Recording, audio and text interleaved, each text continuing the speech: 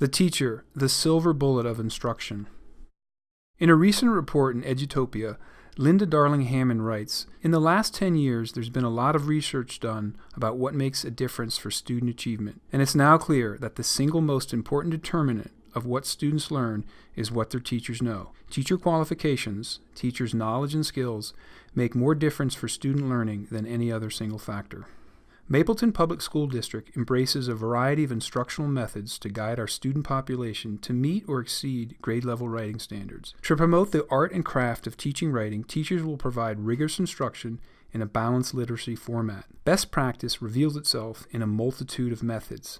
Mapleton values teacher discretion, expertise, and informed decision-making.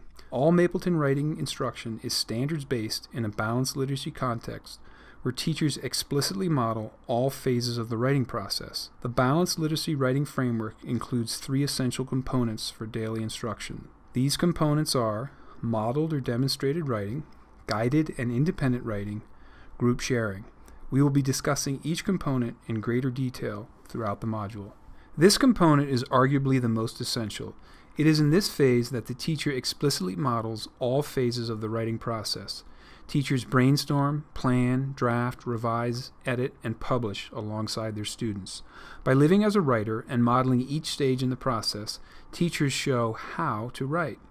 The I do, you help stage of gradual release is seen in the modeled or demonstrated writing component of Writer's Workshop and works in all phases of the writing process. During workshop, students actively collaborate with teachers. Students' contributions are affirmed. Students' voices and ideas are integral components. Although the teacher is prominent during the mini-lesson, students are actively engaged. The teacher is doing, and the students are helping during this phase of the workshop. For example, when writing a lead, a teacher may invite students to help. This help can take many forms. Students may be directed to co-construct the teacher's lead. Students may be directed to turn and talk with a partner about the merits of the teacher's lead. Students may be directed to offer an idea about how to improve the teacher's lead. Rather than sitting passively, students respond to the teacher's thoughtful questioning. Strategic teacher prompting fosters rich conversations during workshop. Modeling demystifies what students are supposed to do and how to do it. Teachers' demonstrated writing gives students concrete examples of what it looks like and how to craft it. As a teacher writes, she creates a living document which serves as an exemplar. This teacher-created document evolves over time from a plan to a published piece. During the evolution, it is a rich source for targeted mini-lessons. The teacher models and demonstrates how the blank page is transformed into a feast for the eyes. The focused mini-lessons of whole class instruction include all the elements and processes of writing. For example, a teacher might use his or her writing or a mentor text to contextualize a grammar and mechanics mini-lesson. The invisible element of a powerful mini-lesson begins with thoughtful, purposeful planning. To execute meaningful mini-lessons, teachers must consider the following questions. What does backwards by design mean? How do I begin with the end in mind? What is a mini-lesson? How do I prepare for a mini-lesson? What genre is being addressed? What standards are my students and I accountable for? What resources and strategies will I use? Strategy and craft lessons do not need to be 30 to 45 minutes long. Instead, using mini-lessons that typically last 10 to 15 minutes allows the teacher to focus on one teaching point, the student to practice and internalize it, and then to have the time to apply it during their independent writing. On occasion, a longer mini-lesson might be necessary, depending on the purpose of the mini-lesson. Ideally, within the 10 to 15 minutes, 4 distinct parts of the mini-lesson are presented. They include the connection, teaching point, active engagement, and the link. Prior to beginning the mini-lesson with the connection, it is important to gather all the necessary materials needed. You want to make sure that you are fully and intentionally using every minute of your mini-lesson. You begin with the connection. The connection should be brief. It is designed to set the stage for the mini-lesson and to remind students of something that is familiar or something that connects to the teaching point. The teaching point is where you tell students exactly what you're going to teach them. You don't want to be secretive about the topic, nor do you want to make them guess. The purpose is to have them understand the skill or craft you are highlighting and to be able to use it in their own writing. It is important that you provide them with a model. You need to think aloud as you apply or highlight the teaching point so students can explicitly experience its function and value. During the active engagement, it is important that every student has a chance to engage with the teaching point prior to starting independent writing. You should ask them to try something small, just a sample of the teaching point. Oftentimes, this can be done with a partner and ideally should take no more than a couple of minutes. As you circulate through the students, take note of the students who seem to be having trouble grasping the point. You now have a small group you can poll immediately during independent writing time. The last part of the mini lesson is the link. One option would be to provide the link whole class by reviewing and clarifying the key points of the mini lesson. The second option would be to link with individual students. If, during the active engagement, you notice that some students have grasped the teaching point, you can simply say, "You got it, now go try it," or "That's a great place in your writing to add, go get started." The teaching point is now just one of the many strategies students will have in their toolbox. In either case, the choices and expectations during independent writing time should always be clear. Mentor texts are examples of quality writing that teachers and students examine together. There are a multitude of choices for mentor texts. The key is to choose quality texts that are engaging and that can be used again and again to explore different craft techniques. Picture books, editorials, newspaper articles, novels, and expository pieces, as well as students' published pieces, can be used. Mentor text provides students with concrete examples. Teachers collect or assemble mentor texts at the outset of a genre study. Teachers read aloud mentor texts and engage students in studying authors' craft techniques. Mentor texts reveal how authors use craft techniques. They are pieces of literature that you can return to and reread for many different purposes. Teachers use mentor texts to guide students to experiment using different craft techniques, such as writing a fitting, original, descriptive simile, varying sentence length, or using strong verbs. Mentor texts are a deep well of craft techniques. They complement the live writing or modeled writing of teachers. Mentor texts allow students to drink again and again from the well of published authors. Mentor texts can be used whole class for the focus of the mini lesson, such as how to punctuate dialogue correctly, and mentor texts can also be used individually or with a small group. Typically, teachers use mentor texts for a whole class lesson in order to introduce, identify, and explain a craft technique before students practice it during guided or independent writing. The ultimate goal is for students to borrow the craft techniques of published authors to take risks to bolster their writing with a plethora of newfound strategies. Why use picture books as mentor texts? Picture books provide the models that will help students grow as writers. They stimulate creativity and create interest. They are rich in beautiful illustrations that add another layer to the text. They can be used to connect reading strategies to author's craft. They contain multiple life lessons. They are culturally diverse. They demonstrate the importance of choosing words wisely. They are short enough to be shared entirely in one reading. Just as a woodworker uses many tools and techniques to craft a piece of furniture, a skilled author uses tools and techniques of language and storytelling to craft a piece of writing. Through the use of mentor texts, students study and learn authors' craft and then apply those techniques to their own writing. After modeled writing, teachers move to the second component of writing instruction. Here, teachers consider the 3 different instructional strategies within this component: guided differentiated writing, conferencing, and small group or individual instruction.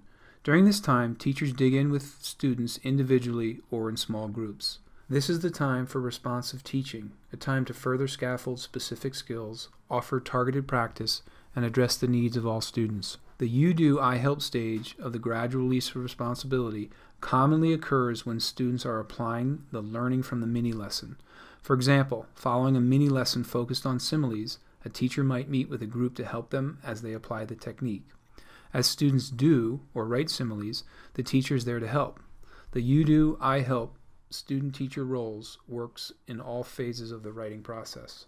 As with the first component, teachers follow best practice, deliver standards-based instruction, and determine mini-lesson focus informed by students' needs. Diagnosing students' needs through progress monitoring is essential and enables teachers to make intentional instructional decisions. If routines, procedures, and structures are cemented in place, and if expectations are clear and a community of writers has been established, teachers instruct knowing that all students, even those working independently or with a partner, are purposefully engaged. Regardless of the teacher's instructional choices, the environment is highly structured. All students know their roles, and everyone has a clearly defined course of action. For example, a teacher may choose to meet with a guided, differentiated writing group struggling with clearly stating an opinion and supporting it with examples from the text. Or she may choose to meet with another group, excelling with the genre, in order to guide them to use a greater variety of sentence structures. During the guided and independent writing time, teachers confer with students individually following a predetermined weekly schedule. For example, a teacher might schedule 1/3 of the conferences on Monday, another third on Wednesday, and the final third on Friday. Another teacher might schedule 1/5 of the class each day of the week. Teachers choose a schedule that suits their classroom's needs best. What matters most is having a predictable schedule, one that students and teachers are aware of and can prepare for. A posted, known conference schedule allows students and teachers to anticipate the date. All attending parties, the teacher and the student, arrive for assigned conferences ready to discuss an identified focus. Upcoming slides outline specific preparation, purposes, and strategies for conferring. A writing conference permits a teacher to give a student one-on-one feedback about his or her piece. A conference informs the teacher and guides the student's next steps. Conferences occur along all stages of the writing process: planning, drafting, revising, editing, and publishing, educating the teacher about individual student needs as well as the collective needs of the entire class. During a workshop, the teacher progress monitors students by meeting frequently to confer. Regular one-on-one conferences are essential for moving students through all stages of the writing process. Conferences provide invaluable insights about students' writing. However, they can be tricky to manage. They can be time-intensive, they can be unfocused, they can be overwhelming. With careful planning, these hurdles can be surmounted. Teachers practice with students. Teachers scaffold what a conference looks like by using fishbowl or other protocols.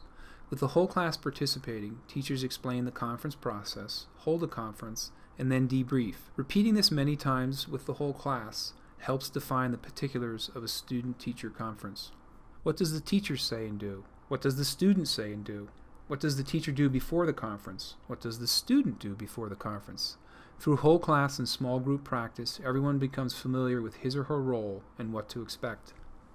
During practice, the teacher specifies expectations and clarifies roles. For example, a teacher may require students to complete a pre-conference form. Completing this form prior to the conference allows the student to determine the purpose. This embedded workshop routine gives conferences a focus. This develops student metacognition.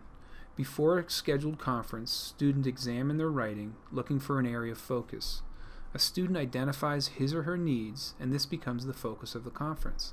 This tactic, using a pre-conference form, keeps conferring purposeful and brief. Similarly, the teacher enters the conference pre-planned too. The teacher reviews records from previous conferences. The teacher reviews student journals. The teacher considers anecdotal notes from small groups. In this fashion, the teacher knows his or her students as writers. The teacher enters the student conference aware of the student's needs. Beforehand, the teacher anticipates how to support his or her students during the conference. Both the teacher and the student pre-plan for the conference. The teacher anticipates the student's needs by scrutinizing the student's body of evidence. The student studies his or her current piece to self-assess to determine conference focus. The joint pre-planning contributes to a successful conference. The student knows their needs, and the teacher pointedly addresses them during the conference. A teacher may begin the conference by simply asking, "How's it going?" Next, the teacher prompts the students to refer to his or her conference form to frame the focus. The student names the focus and the portion of the text involved. A discussion ensues. The teacher coaches the students and guides the student towards next steps. The conference concludes with the student noting his or her next steps for revision. After the conference, the student independently applies their next steps. Next steps are specific writing process tasks for the students to complete. It is important for the student to articulate his or her next steps. When the student has executed the next steps, it is important for the teacher to revisit the student to provide feedback. This union of student and teacher accountability fortifies workshop structures. Of course, not all students will know and understand their writing needs. This will evolve from repeated conference practice, whole group and small group. In addition, the teacher will use the one-on-one conference itself to coach and guide students on how to identify their needs and how to narrow the focus. A common pitfall is trying to tackle too much. Reading students' work in progress prior to conferencing expedites the process of guiding students to identify their needs. The conference is not the time to read an entire piece. Entering a conference well-informed of a student's needs results in a targeted, brief, and fruitful exchange. A posted weekly conference schedule allows teachers to meet with all of their students. Meeting with 4 to 6 students a day for 5 to 10 minutes makes conferencing with students manageable. Necessarily, Whole class and small group conference practice must precede initiating daily conferring and workshop.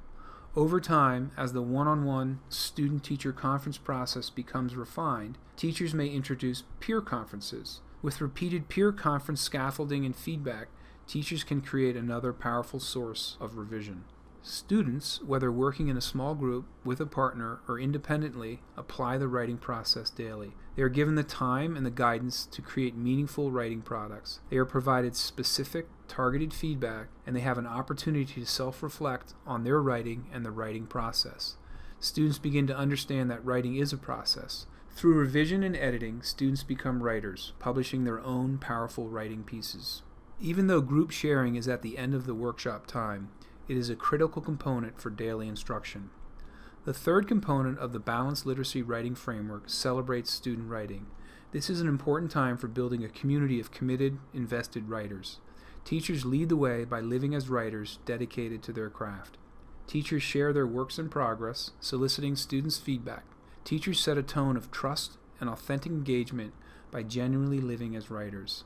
A student's joy and passion for writing will inevitably mirror that of the teachers. When teachers approach sharing their writing with unbridled excitement, students will proudly share their work too. To incorporate best practice in this final phase of daily writing instruction, teachers provide verbal feedback offered publicly after a student shares their writing. The teacher provides timely, specific feedback which is understandable to the student. In this fashion, the teacher initiates the process of modeling the correct way to provide feedback. The focus of feedback is on the student's writing. Teachers begin with a compliment. The teacher's language is precise and free of personal stamps of approval. Teachers use the sentence stem, "I notice you," rather than the sentence stem, "I like how you." By doing it this way, the focus is on the student and his or her writing, not on the person delivering the feedback. Gradually, teachers weave in wishes or steps to guide the writer by using the sentence stem, "I suggest you." When offering feedback, teachers cite examples from the student's work and name the craft technique or reference one of the criterion from the standards or a rubric. With specificity, teachers scaffold the process of offering compliments and wishes. This type of feedback develops and reinforces a common language. Over time, the teacher's daily verbal corrective feedback of students' writing secures the process for students. Eventually, students participate in the feedback process. Students offer compliments and wishes to their classmates, and teachers provide immediate feedback on how they did. Methodically, using gradual release of responsibility, the teacher guides the entire classroom to capably and compassionately respond to shared writing with insightful and purposeful feedback. Students become astute listeners, able to skillfully critique the writing of their peers. This boosts metacognition, evaluative skills, and their ability to revise effectively. Group sharing heightens the student passion for writing and propels them through all stages, knowing the audience is ready to listen and respond to their work.